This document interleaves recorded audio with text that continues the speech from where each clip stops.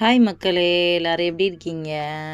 இப்போ நான் போன ஷார்ட்ஸில் வந்து உதிரியாக காமிச்சிருந்தேன். இங்கே பாருங்கள், நான் கட்டிட்டேன். எப்படி கட்டியிருக்கேன்னு பாருங்கள்.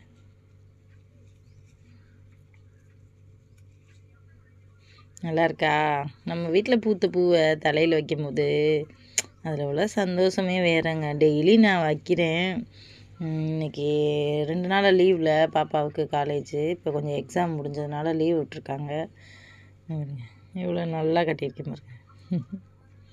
எனக்கு பூ கட்டுறதுன்னா ரொம்ப பிடிக்குங்க. இவ்வளோ நெருக்க கட்டியிருக்கேன்னா. இப்போ கனகாம்பரத்தில் வந்து வாசம் இருக்காதுங்க. இப்போ இந்த பூவை சேர்த்து நம்ம கட்டும்போது நல்ல வாசமாக இருக்கும். கனகாம்பரமா இது அப்படின்ற மாதிரி பிளாஸ்டிக் பூ மாதிரியே பார்க்க தெரியும். நல்லா இருக்கா? இங்கே பாருங்க எப்படி இருக்குது, நல்லா இருக்கா? இது பூ பாருங்க.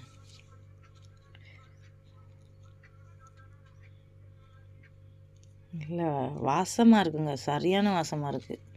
இந்த எல்லோ மட்டும்தான் இதுவும் வாசமாக இருக்கும் கொஞ்சம். அது வந்து 2-3 நாள் ஆச்சா, வெளுத்தே போச்சு பாருங்கள், மஞ்சளே வெளுத்துருச்சு. இந்த பாருங்க,